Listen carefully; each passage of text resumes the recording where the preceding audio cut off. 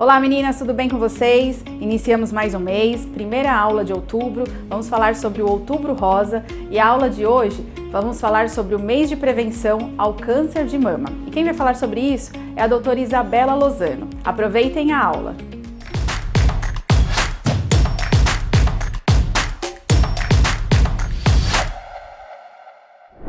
Olá, eu sou Isabela Mazerevic Lozano Navajas, trabalho na Unidade Básica de Saúde de Suzano, e hoje vim falar um pouquinho sobre o Outubro Rosa e a prevenção do câncer de mama.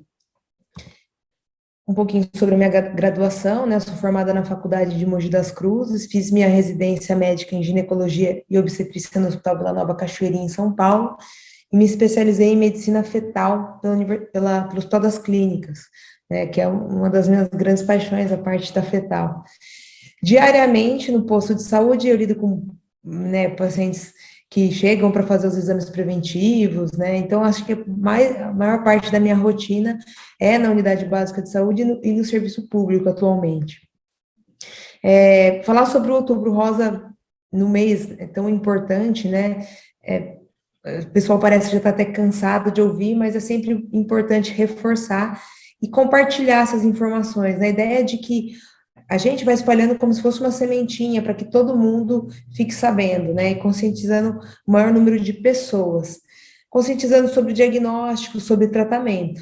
Lembrar que o Outubro Rosa foi uma campanha que é de nível internacional, né, surgiu em 1990, e aí a gente vê monumentos que ficam rosa, hospital que fica rosa, e é óbvio que o tratamento deve ser todo ano, que o acompanhamento da mulher deve ser o ano todo.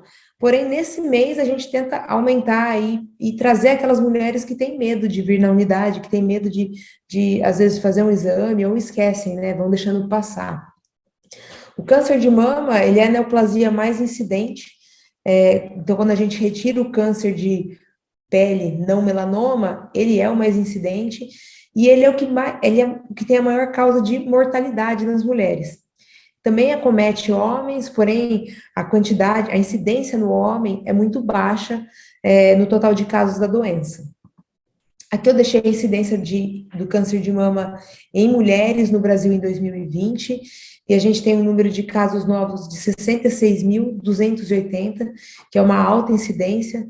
E aí você vai pegar outros cânceres, né? Então você tem câncer de colo de útero, onde a gente faz a prevenção com o Papa Nicolau. Ele também tem uma alta incidência, mas não consegue chegar na quantidade de câncer de mama. E aí, quando você pega a tabela para olhar sobre a mortalidade, além dele ser incidente, ele é o que mais mata.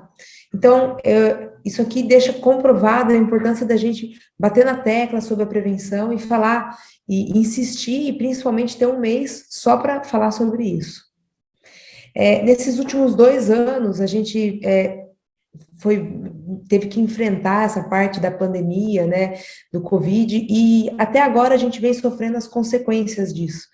Então, não foi só perdemos entes queridos, perdemos colegas, amigos, mas, além de tudo, temos a consequência de tudo isso. Então, a gente tem paciente que parou de ir na unidade básica de saúde, e tem dados que mostram que a presença da mulher no hospital reduziu em mais de 70%. Então, a pessoa evita de ir num hospital, evita de ir em uma unidade básica de saúde. Teve pessoas que pararam o tratamento, né? No meio do tratamento já resolveram que não iam mais realizá-lo na pandemia. E a quantidade de pacientes que parou, que não fez preventivo, então, diariamente, no posto, né, eu falo, quando foi o seu último exame? Ah, eu fiz em 2019, antes da pandemia. Parece um marco, antes da pandemia e o pós-pandemia, que é onde a gente vai ter que incentivar as mulheres a voltarem a fazer esses exames, né. Assim, não foi incomum eu encontrar pacientes com alterações importantes na mama, já então tumorações grandes, né, que evoluíram nessa época da pandemia, e ao perguntar para a paciente por que que ela não procurou a unidade básica de saúde, a resposta era sempre a mesma, medo, né, medo do diagnóstico, medo da médica falar que é um câncer, de pensar em um câncer, e deixou aquela patologia evoluir. E a gente, hoje em dia, mais do que nunca, tem que lembrar do conceito de saúde preventiva, né? Antigamente, na faculdade, a gente estudava muito sobre a doença, e hoje em dia a gente estuda muito sobre o conceito de prevenção dessa doença. Então, em 2021, esses dados eu peguei no INCA até, a gente viu uma redução em 15% do número de mamografias realizadas na faixa etária de 50 a 69 anos, 15% do habitual, né? Então, reduziu demais, né? A pessoa não foi fazer um exame preventivo. Fiquei feliz esses tempos atrás, eu vi a carreta, eu trabalho ali no Jardim Vitória, e eu passei e vi a carreta da mamografia, e já estou pegando os resultados desses exames, né? Então, a gente já está orientando essas pacientes, realizando o segmento delas, e aí que está uma das campanhas mais importantes, né, na prevenção. Então, fornecer para a mulher, e principalmente agora, nessa fase, onde muitas pessoas ficaram sem fazer o exame, fornecer o exame ali foi em grande quantidade, né, e a gente vê que essas campanhas têm um grande impacto social, assim, e na parte de saúde preventiva. O diagnóstico precoce, que é o nosso grande objetivo, está cada vez mais difícil, né? 60% dos novos casos de câncer de mama no Brasil são diagnosticados no estágio avançado, que foi o que eu falei anteriormente. O paciente chegar com aquela mama já edemaciada, com a tumoração, você vê na retração, abalamento, saindo algum líquido, a gente vai abordar essa paciente no estágio já avançado da doença, e a nossa chance de cura reduz demais. E o que a gente quer reforçar é a educação não só educar a população da importância do exame, mas também educar o profissional de saúde no reconhecimento de sinais e de sintomas suspeitos do câncer de mama. Toda paciente que procura uma unidade básica de saúde, né, com uma suspeita, com alteração, eu palpei um nódulo na minha mama, eu senti alguma coisa de diferente, ela tem que ser acolhida, né, e o serviço, o acesso, tanto ao médico, quanto depois no diagnóstico, para um serviço de referência, tem que ser o mais rápido possível, e a nossa participação é tentar facilitar isso ao máximo.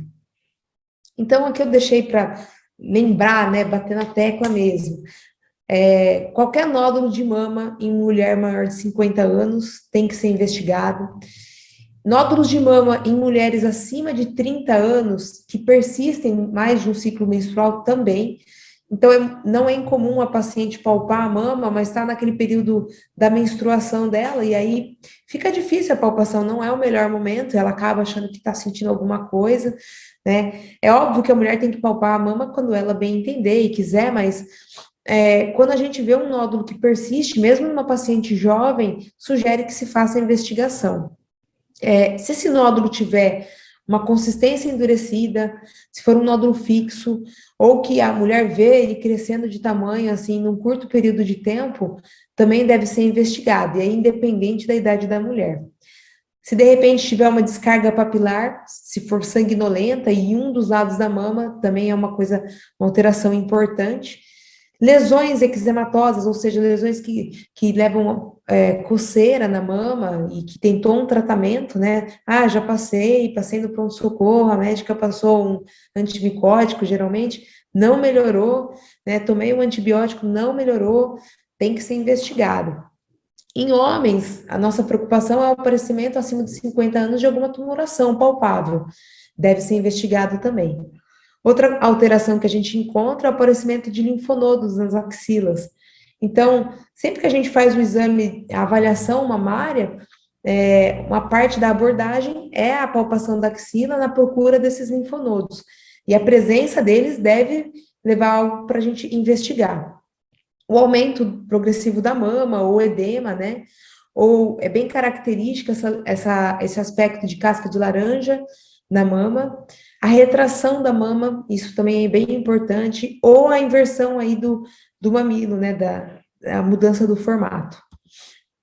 O autoexame, ele surgiu nos Estados Unidos em 1950, e a primeira ideia era tentar reduzir o diagnóstico em fase avançada. Então, a mulher, ela não palpava a mama, e geralmente, quando ia fazer a palpação, já tinha evoluído. Então, começou aquelas campanhas incentivando, né, para a mulher palpar a mama. Só que, assim, ficou comprovado, né, em ensaios clínicos, eles demonstraram que esse autoexame, ele não vai reduzir a mortalidade, né? A mulher vai fazer o diagnóstico e tal, mas ele não reduz mortalidade. O que reduz mortalidade é o rastreamento com a mamografia, comprovadamente, né? Para que serve o autoexame? Então eu não vou mais palpar a minha mama. Não, a mulher ela tem que palpar a mama, ela tem que conhecer a sua mama, né? Tem que estar consciente de como que é a mama e ter o autoconhecimento do próprio corpo. Mas não existe uma regra, palpe dessa maneira, igual a gente ensinava antigamente. Não, palpe sua mama, reconheça sua mama e assim, o ideal é que não seja naquele período menstrual, porque ela vai estar muito edemaciada e dolorosa, né?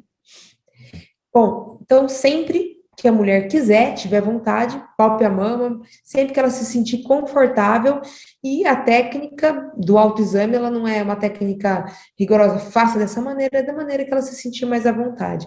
E da parte do sistema de saúde, sempre pronto para acolher. Essa mensagem, ela tem que ficar, né? Que se você procurar um pronto atendimento, se você procurar uma unidade básica de saúde com qualquer queixa mamária, essa paciente tem que ser acolhida, tem que ser encaminhada ao médico e solicitados os exames necessários. Falando um pouquinho sobre o rastreamento, então eu falei do autoexame, ele não reduz mortalidade, mas eu falei, o rastreamento com a mamografia, esse sim é o único exame comprovadamente, né, que reduz mortalidade no câncer de mama. E aí a gente tem que dirigir esse exame para a faixa etária adequada, né, e com a periodicidade adequada. Não é incomum também mulher de 30 anos vir no consultório e pedir, queria fazer uma mamografia. Aí eu falo, por quê, né? Porque eu tive uma tia que descobriu agora, né? Fica nervosa, a gente, calma aí, né? Então, o exame, a mamografia, ele tem uma população, um público-alvo. Então, ele tem uma população onde ele tem benefício, né? Que senão a imagem fica difícil, o médico não consegue ver nada. Então, depois de uma certa idade, o tecido mamário da mulher, que é glandular, vai sendo substituído por um tecido mais gorduroso, e a imagem da mamografia fica boa para ser avaliada. Antes disso, a nossa avaliação numa mamografia é muito difícil. Então, existem casos onde a gente tem que solicitar a mamografia mais cedo, né? Mas não é a rotina. Então, antes de sair dessa aula e ir atrás de uma unidade, quero fazer uma mamografia porque a doutora falou que reduz a chance de mortalidade, vamos lembrar que tem o público-alvo, tem a idade correta, né? E essas pacientes com a idade correta que tem que realizar o rastreamento. Todas as nossas ações e todo o êxito de nossas ações, né, elas vão depender de algumas coisas. Primeiro, do quanto maior quantidade de pessoas a gente conseguir informar, então, transmitir essa mensagem, né? O quanto a maior quantidade de pessoas, de população, que a gente conseguir organizar. Quando chega uma carreta de mamografia, por exemplo, eu preciso que essa paciente tenha o pedido de exame, né? Ou em alguns casos não tem necessidade, mas o médico da unidade precisa informar, a carreta está lá, né? Vai atrás. Então, qualquer campanha, ela tem que ser informada para toda a população, tentando garantir o maior acesso. Assim como a qualidade da mamografia também é auditada, então a gente sempre está procurando ver se a qualidade daquele mamógrafo é boa, né, para evitar diagnósticos errados. Mais uma vez, então, a mamografia ela é o padrão ouro para detectar o câncer de mama em mulheres que não estão sentindo nada. Outra coisa que acontece muito em consultório, né, no atendimento, é a paciente não querer fazer a mamografia, querer fazer qualquer outro exame que não a mamografia. E aí também a gente tem que lembrar que lesões que não são nem palpáveis, o melhor exame é a mamografia. Não adianta fazer um ultrassom, né, para ver uma microcalcificação. O ultrassom não consegue pegar essa alteração. Então, por isso, da necessidade da mamografia. E ela aumenta a taxa de cura, né? Descobrir bem precocemente aumenta a taxa de cura. Um tipo de mamografia que a gente tem é a de rastreamento, e é a que a gente reforça que é a mais importante. A de rastreamento vai ser realizada em pacientes saudáveis. Então, a paciente não tem nada, ela não está sentindo nada e ela vai fazer na faixa etária adequada para ela, para verificar se tem alguma alteração. e diagnosticar de maneira precoce. Já a mamografia diagnóstica é um tipo de mamografia que a gente solicita quando a paciente já tem uma suspeita. Então, ela passou em consulta, a gente avaliou a mama, viu uma alteração, viu uma tumoração suspeita, e aí você tem que pedir uma mamografia diagnóstica, já para ver o que que é aquilo, né? O que que é aquilo que eu palpei, aí é um outro tipo de mamografia e até tem que ser realizado de maneira mais rápida ainda. Aqui estão alguns fatores de risco, né? Não existe uma causa única para ter câncer de mama, né? Tem diversos fatores. E nós, mulheres, temos os principais fatores de risco, né? Primeiro lugar, mulher, né? Ser mulher já te deixa com um alto risco de ter. Depois, o envelhecimento, a idade, né? Então, quanto mais a mulher envelhece, maior o risco dela ter um câncer de mama. Depois, o outro fator de risco que ainda é importante é a genética, né? São os tumores hereditários, né? Então, a mãe teve e a filha também deve ficar atenta, né? A parte familiar, e a gente sempre pergunta na consulta, né? Alguém da tua família teve? A tua mãe teve? Com que idade? Ela teve cura, né? São perguntas comuns na consulta médica. Outros fatores, e é sobre esses que a gente tem que ficar em cima, são aqueles comportamentais, ambientais, coisas que a gente pode mudar. Então, a obesidade, o sedentarismo, o consumo de bebidas alcoólicas e a exposição à radiação são fatores importantes para o câncer de mama. As campanhas, têm que ser voltadas para que a mulher faça atividade física, não fique parada, não consuma bebida alcoólica. Se nisso a gente consegue mexer, nisso a gente tem que mexer, né? Tem que ir atrás e insistir para que a paciente mude seus hábitos. Outras coisas importantes, né, e são fatores de risco, e aí não há como, às vezes, mexer, a primeira menstruação antes dos 12 anos, não ter filhos, e hoje em dia é cada vez mais comum, né, e fora não ter filhos, as mulheres estão engravidando de maneira mais tardia, né, elas estão voltadas mais à parte do estudo, se profissionalizando, e cada vez mais engravidando após os 30 anos, e isso se torna um fator de risco para o câncer de mama. Outra coisa é o uso de contraceptivos hormonais, né? A reposição hormonal após a menopausa e também quando a mulher deixa de menstruar muito tarde, após os 55 anos. A reposição hormonal tem vários mitos, quando vai em congresso, você entra, é a aula mais cheia, né? Faz, não faz reposição hormonal? É uma coisa que tem que ser compartilhada com a paciente, né? Então, você vai tirar a história dela, vai ver qual é o risco familiar, vai ver se ela tem algum fator de risco comportamental, se ela, por exemplo, é obesa, como que ela cuida da saúde dela, para discutir com ela a possibilidade de fazer a reposição hormonal ou não, porque senão você acaba colocando ela num fator de risco, né? Se eu volto a estimular aquela mama, eu ponho essa paciente num fator de risco para ter um câncer de mama. Outros fatores, e aí a gente não consegue mexer nesses, é a parte genética e hereditária. Então, a história familiar de um câncer de ovário, câncer de mama na família, e aí principalmente se esse câncer surgir antes dos 50 anos, e alterações genéticas, que é o BRCA1 e BRCA2. O BRCA1 e CA2 ficou conhecido por causa da história da Angelina Jolie, né, que ela teve a mutação e fez uma cirurgia.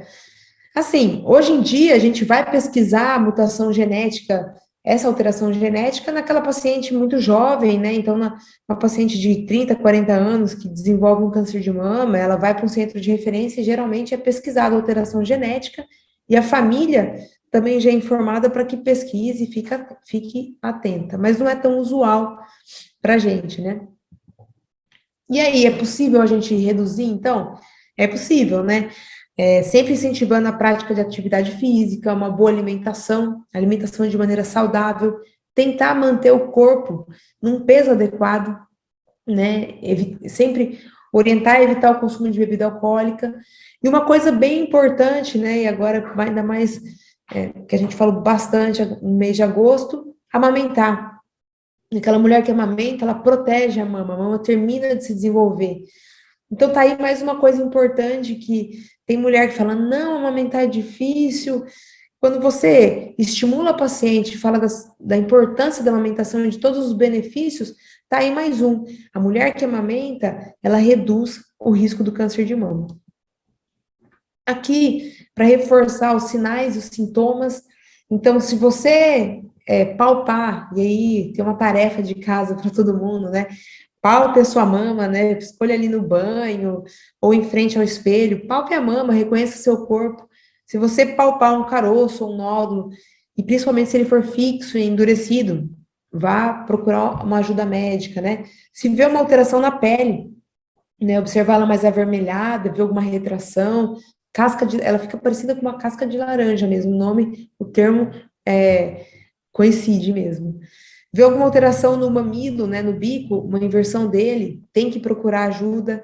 Pequenos nódulos sempre embaixo dos braços, né, na tua palpação ali na axila. E se de repente você pega o sutiã e vê que ele tá úmido, né, que saiu algum líquido do mamilo, principalmente se for sanguinolento, se for de apenas um dos lados, procure a unidade básica de saúde. Aí eu deixei só de atenção, reforçando que todo fluxo, então, mamilar, né, tudo que sair da mama, e se for de coloração acastanhada, ou o mais comum, a que a gente fala água de rocha, deve chamar atenção. Não ignore esse sinal, né? Não é nada, deve ter ficado nervosa e por isso. Não, vai procurar algum atendimento. Porque às vezes não aparece o nódulo, né? Então, não apareceu o nódulo, não tem nada. Mas aí sai um fluxo na mama, tem que ir atrás. Aqui eu deixei a imagem mais como curiosidade, então, para a gente chamar atenção, né? O que a gente procura na mama, que tipo de alteração? Então, os linfonodos, alteração da coloração mamária, né? São coisas que a mulher deve procurar e se encontrar alguma dessas coisas, ir atrás de um atendimento especializado. Não especializado, né? Pode ir atrás do atendimento médico. Então, realizar sempre autopalpação, observação das mamas, valorizar qualquer descoberta, qualquer alteração mamária, né, e procurar o esclarecimento médico. Já da equipe de saúde, sempre acolher, informar o paciente, realizar os exames prontamente, e essa paciente tem prioridade na marcação de exames. Ela passa na frente, isso tem que ser rápido, né, a gente tem um tempo curto, num diagnóstico desse, a gente corre contra o tempo. No Brasil, a cobertura da mamografia encontra bem baixa, aliás, extremamente baixa. E aí você vai procurar os motivos, a gente tem uma grande quantidade de equipamento suficiente para todas as mulheres realizarem mamografia, mas tem muito equipamento que não está funcionando, muito equipamento que está num lugar onde não tem profissional capacitado para manuseá-lo, equipamento que está distante, né, onde é difícil o acesso da população até ele. Então, essas são as maiores responsáveis pelos baixos índices de mamografia de rastreamento. E lembrar, né, que mamografia é um direito da mulher. Eu até encontrei a lei 11.664, de 2008, está lá a mamografia e o Papa Nicolau, né? É um direito, e a mulher, direito ao acesso da mamografia. Aqui eu deixei a classificação do BIRADS. Todo mundo que já fez uma mamografia e abriu o laudo, viu lá BIRADS 1, BIRADS 2, né? E fica pensando, nossa, o que significa isso? Eu preciso mostrar logo. Vou procurar no Google o que é o BIRADS. O BIRADS foi uma classificação desenvolvida pelo Colégio Americano de Radiologia para padronizar aquelas alterações mamárias, né? Então, a sua mamografia aqui em outro país, se o médico pegar e ver BIRADS 1, ele sabe, tá normal. Isso vai ajudar o médico no diagnóstico, né, e saber qual é o próximo passo. Bom, nesse daqui eu tenho que fazer uma biópsia. Nesse daqui eu vou pedir um ultrassom, né? Então, ao passo que vai padronizar todas as condutas médicas, para que não tenham muitos erros na parte da condução daquele caso. Essas são as categorias de BIRADS, né? Então, o BIRADS 0 é um BIRADS inconclusivo, onde a gente precisa complementar esse diagnóstico. Foi visto algo, a gente precisa ir atrás, que seja um ultrassom, precisa fazer uma complementação daquilo. O BIRADS 1 e o BIRADS 2 é normal, né? Então, o BIRADS 1 não foi encontrado nada, o 2 tem achados benignos. O BIRADS 3, aí começa a gente a ficar um pouco mais preocupado, que tem achados provavelmente benignos, muito provavelmente benignos, né? E sugere que mude, assim, as avaliações, né? Que sejam feitas a cada 6 meses. O BIRADS 4, aí a gente tem um achado muito suspeito, e aí já tem que fazer uma biópsia daquela lesão, né? Para ver o que é aquilo. BIRADS 5, a mesma coisa, já é biópsia ou cirúrgico, um achado altamente suspeito. E o BIRADS 6, é bem difícil da gente encontrar um BIRADS 6 laudado, né? É um achado comprovadamente maligno. Então, agora todo mundo abre o seu resultado de mamografia, já faz a interpretação se vai procurar um posto de saúde ou não. Mas é óbvio, né, que isso aqui é só o básico, mas para vocês terem uma ideia, e o exame tem que ser levado para o médico que vai analisar, né, qual que é o próximo passo, qual que é a próxima conduta. Essa aqui é a imagem que a gente vê na mamografia. Então, na primeira imagem, uma mamografia normal, né? Na segunda imagem, a gente vê um cisto benigno, bem definido, né? Regular na mamografia. E na última imagem, já uma imagem de um câncer. Então, ele não tem uma boa definição, né? E engraçado que você consegue ver bem nessa mama, né? Aquilo que eu falei. Como é uma mama já bem lipossubstituída, já está substituída por tecido gorduroso, a gente consegue ver a lesão com uma boa qualidade. Então, se você faz uma mamografia numa mama jovem, você não consegue ver uma lesão tão bem caracterizada como essas imagens. E aí, a pergunta de milhões, né, se a mamografia dói. Já conversei com várias mulheres, né, e nem todas as mulheres queixam de desconforto. Aliás, hoje em dia os aparelhos, eles estão mais modernos.